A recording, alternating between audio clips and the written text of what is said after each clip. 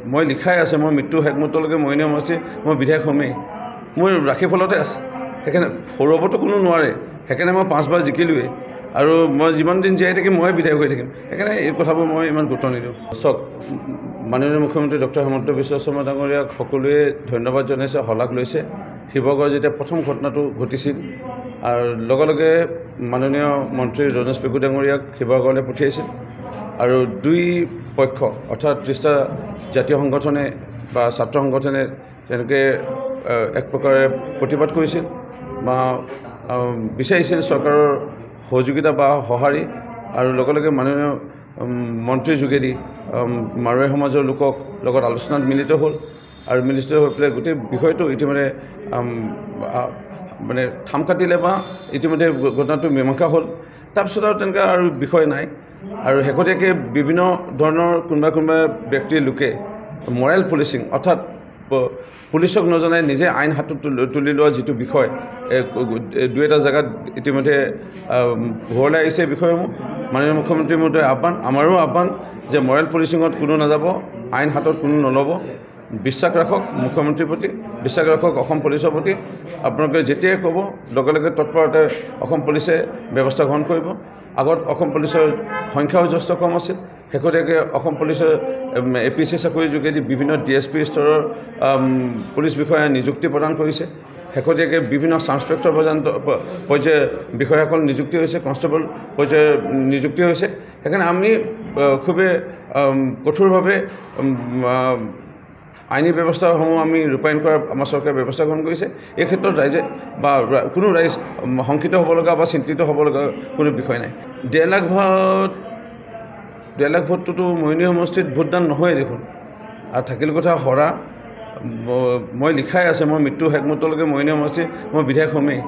মোৰ ৰাশিফলতে আছে, সেইকাৰণে সৌৰভতো কোনো নোৱাৰে।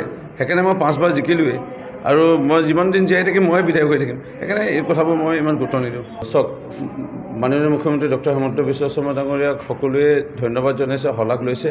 শিৱসাগৰ যেতিয়া প্ৰথম ঘটনাটো ঘটিছিল আৰু লগে লগে মাননীয় মন্ত্ৰী ৰমেশ পেগু ডাঙৰীয়াক শিৱসাগৰলৈ পঠিয়াইছিল আৰু দুই পক্ষ অৰ্থাৎ 30টা জাতীয় সংগঠনে বা ছাত্ৰ সংগঠনে তেনেকৈ এক প্ৰকাৰে প্ৰতিবাদ কৰিছিল বা বিচাৰিছিল চৰকাৰৰ সহযোগিতা বা সঁহাৰি আৰু লগে লগে মাননীয় মন্ত্ৰীৰ যোগেদি মাৰোৱাৰী সমাজৰ লোকক লগত আলোচনাত মিলিত হ'ল আৰু মিলিত হৈ পেলাই গোটেই বিষয়টো ইতিমধ্যে মানে থাম কাটিলে বা ইতিমধ্যে ঘটনাটো মীমাংসা হ'ল। তাৰপিছত আৰু তেনেকৈ আৰু বিষয় নাই আৰু শেহতীয়াকৈ বিভিন্ন ধৰণৰ কোনোবা ব্যক্তিৰ লোকে মৰেল পুলিচিং অৰ্থাৎ পুলিচক নজনাই নিজে আইন হাতত তুলি লোৱা যিটো বিষয় দুই এটা জেগাত ইতিমধ্যে ঘৰলৈ আহিছে। বিষয়সমূহ মাননীয় মুখ্যমন্ত্ৰীৰ মতে আহ্বান, আমাৰো আহ্বান যে মৰেল পুলিচিঙত কোনো নাযাব, আইন হাতত কোনো নল'ব। বিশ্বাস ৰাখক মুখ্যমন্ত্ৰীৰ প্ৰতি, বিশ্বাস ৰাখক অসম পুলিচৰ প্ৰতি। আপোনালোকে যেতিয়াই ক'ব লগে লগে তৎপৰতে অসম পুলিচে ব্যৱস্থা গ্ৰহণ কৰিব। আগত অসম পুলিচৰ সংখ্যাও যথেষ্ট কম আছিল।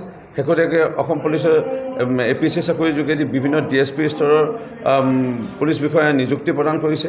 শেহতীয়াকৈ বিভিন্ন চাব ইন্সপেক্টৰ পৰ্যায়ৰ বিষয়াসকল নিযুক্তি হৈছে, কনষ্টেবল পৰ্যায়ৰ নিযুক্তি হৈছে। সেইকাৰণে আমি খুবেই কঠোৰভাৱে আইনী ব্যৱস্থাসমূহ আমি ৰূপায়ণ কৰাৰ আমাৰ চৰকাৰে ব্যৱস্থা গ্ৰহণ কৰিছে। এই ক্ষেত্ৰত ৰাইজে বা কোনো ৰাইজ শংকিত হ'ব লগা বা চিন্তিত হ'ব লগা কোনো বিষয় নাই।